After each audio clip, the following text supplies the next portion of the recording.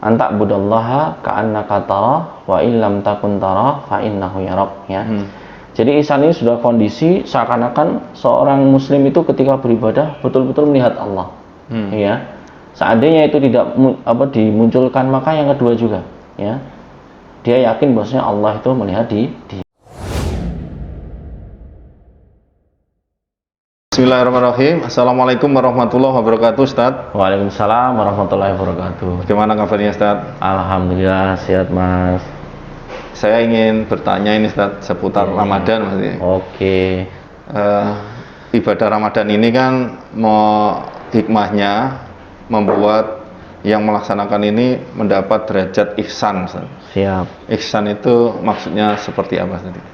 Bismillahirrahmanirrahim. Alhamdulillah wassalatu wassalamu ala Rasulillah wa ala alihi wa ashabihi wa mu'ala wa ba'd. Ihsan ini derajat tertinggi dalam keislaman seseorang, ya. Seperti disebutkan dalam hadis Jibril, ya, ketika beliau mendatangi Rasulullah berwujud manusia seperti ini yang sangat rapi, beliau bertanya banyak hal. Terus kemudian bertanya tentang 3 hal, ya. Yang pertama Islam, kedua iman, terus yang ketiga ihsan, ya. Ihsan itu disebutkan oleh Rasulullah ketika tanya Jibril tersebut, ya, alaihissalam, anta budallaha ka'annaka tarah wa illam takun tarah fa innahu yarak, ya. Jadi ihsan ini sudah kondisi seakan-akan seorang muslim itu ketika beribadah betul-betul melihat Allah, ya. Seandainya itu tidak dimunculkan, maka yang kedua juga, ya. Dia yakin bahwasanya Allah itu melihat dia, mengawasi, ya. Mengawasi dia. Nah, ini kalau betul-betul orang berpuasa, ya, sebenarnya itu melatih untuk menjadi ihsan tersebut, ya, melatih jadi ihsan. Coba contohnya misalkan, ya, ini ada seorang yang berpuasa, dia nggak ada orang di rumahnya, nggak ada orang, sementara kulkasnya ini penuh buah-buahan, ada sirupnya, ya. Terus kemudian di dapurnya mungkin lengkap juga, ada nasi, lauk, ya, bahan makanan yang lainnya. Ini nggak ada orang, Mas. Kalaupun dikunci sudah nggak ada yang melihatnya. Tapi prakteknya dia puasa ini bisa mencegah dari makan, minum dan seterusnya tadi. Karena apa? Dia ada di dalam dirinya ini merasa diawasi oleh Allah Subhanahu wa Ta'ala. Kalau dilakukan terus-menerus dalam seluruh perbuatan, nggak hanya puasa, puncaknya orang yang melakukan demikian akan mendapatkan derajat ihsan ini, derajat tertinggi dari keislaman seseorang. Ya. Keutamaannya tersendiri ihsan itu, Ustaz? Ya, keutamaan ihsan ini merupakan istilahnya semacam pengontrol. Kontrol. Iya, ini semacam pengontrol. Kalau dia sudah memiliki yang seperti itu, muraqabatullah, diawasi oleh Allah Subhanahu wa Ta'ala, ini kontrol yang terbaik, ya. Kontrol yang terbaik untuk mengontrol, ya, seluruh perbuatannya, ya. Jadi nggak gampang-gampang dia itu meninggalkan kewajiban atau terjerumus pada perbuatan dosa dan kemaksiatan. Karena apa? Mau meninggalkan kewajiban, ya, ini manusia mungkin nggak ada, tapi Allah itu tahu, ya. Tahu, mengawasi terus. Mengawasi terus. Kalau saya misalkan mau berbuat kemaksiatan, ini Allah ini mengawasi dan nanti membalasnya, ya. Maka ihsan ini kalau sudah dimiliki seorang, ini seakan-akan sebagai pengontrol tadi, ya, sehingga perbuatan ini senantiasa berada di atas kebaikan, terjaga, ya. Terus tadi terjaga dia, ya.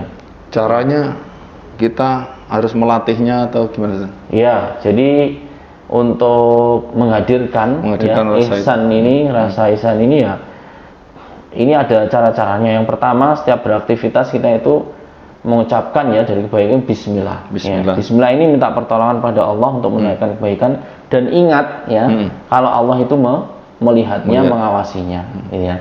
Ini nanti akan menyadarkan dia, ya. Kalau kita di forum pembahasan ini mungkin paham, ya, tapi terkadang kalau sudah dihadapkan suatu aktivitas, ya, ini terkadang kita itu lalai. Maka dibiasakan, salah satu tip yang pertama, ya, dibiasakan terus agar dia itu misalkan mengucapkan bismillah ketika mulai aktivitas. Apa saja, apa saja kebaikan itu, ya. Pertama, dia minta tolong sama Allah biar tuntas pekerjaan dengan baik. Yang kedua, ya, dia mengingatkan dirinya, saya itu bekerja ini diawasi oleh Allah Subhanahu wa Ta'ala. Jadi tip yang termudah seperti itu, Mas. Ya. Dan harus dilatih terus, kan, ya. Ya, ini yang kedua itu. Jadi harus dilatih, ya. Saya tadi belum bismillah. Lupa. Gitu. Iya, lupa. Bismillah ini minta tolong sama Allah, gitu.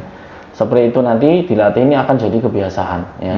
Dan kebiasaan di atas ketaatan ini adalah kebaikan. Apalagi ini terkait dengan masalah muraqabatullah. Ini bisa mengendalikan seluruh perbuatan dia. Masya Allah ya. Mungkin kalau diaplikasikan ke muamalah, Ustaz, ihsan ini? Ya, diaplikasikan ke dalam muamalah, orang yang sudah memiliki ihsan, kalau dalam muamalah dengan orang, dia nggak mudah menipu, Mas. Tidak mudah menipu. Iya, nggak mudah menipu atau berbuat kecurangan, ya, atau berbuat zalim, ya. Contohnya misalkan dia seorang pedagang, ya, dia nggak akan menipu. Misalkan buah ini jenisnya A, dia nggak akan ngomong B, ya, karena apa? Merasa diawasi oleh Allah, gitu ya. Dia jualan barang tertentu, ini kualitas A, dia nggak ngomong ini kualitasnya B, ya. Karena apa? Sudah menyatu, ya, pengawasan Allah Subhanahu Wa Taala dalam aktivitasnya. Ini kalau seandainya bisa seperti ini, masya Allah, bayangkan luar biasa ini. Nggak ada kedustaan dalam transaksi, nggak ada kezaliman, ya. Yang ada itu kejujuran, diberkahi semua oleh Allah Subhanahu Kalau Wa sudah Taala. janji itu takut nggak dipenuhi gitu ya? Iya, termasuk ini juga ya terkait muamalah ini ya, jual beli.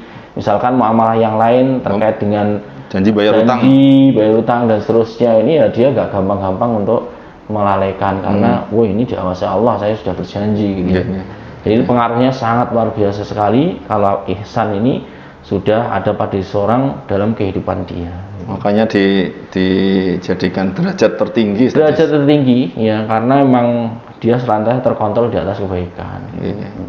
Mungkin bisa disimpulkan, Ustaz, obrolan singkat ini, Ustaz. Ya, terkait dengan masalah ihsan, yang terpenting yang kita sampaikan ya, ihsan ini pengontrol seorang, ya. Kalau dia pengen istiqomah di atas kebaikan, hendaklah terus ya mengupayakan ihsan ini ada dalam dirinya, merasa diawasi oleh Allah Subhanahu Wa Taala. Yang kedua, ya, ini bisa dilatih, Mas. Jadi kebaikan semuanya itu bisa dilatih, termasuk kebaikan yang berhubungan dengan ihsan ini. Caranya ya seperti tadi kita sebutkan, kita senantiasa memulai dengan bismillah untuk minta pertolongan pada Allah dan mengingatkan pada diri kita seluruh aktivitas ini dilihat oleh Allah Subhanahu Wa Taala. Terus kemudian yang kedua, kita terus ya memaksa diri kita, ya, mengingatkan diri kita, berlatih terus agar sifat ini ada pada diri kita, ya. Terus kemudian yang terakhir, ya, ihsan ini membawa kebaikan dunia dan akhirat, ini harus kita yakini, ya. Dan ihsan ini tidak membawa kesengsaraan dunia dan akhirat, ya. Pasti apa yang Allah Subhanahu Wa Taala perintahkan termasuk ihsan ini nantinya itu akan berefek positif, ya, maslahat, kemanfaatan bagi dirinya atau orang-orang yang ada di sekitarnya, dunia maupun nanti di akhirat. Masya Allah. Masya Allah, Ustaz. Jazakallah khairan atas jawabannya. Iya. Insya Allah kita bertemu di kesempatan yang lain. Insya Allah. Barakallahu fiik. Assalamualaikum warahmatullahi wabarakatuh. Waalaikumsalam warahmatullahi wabarakatuh.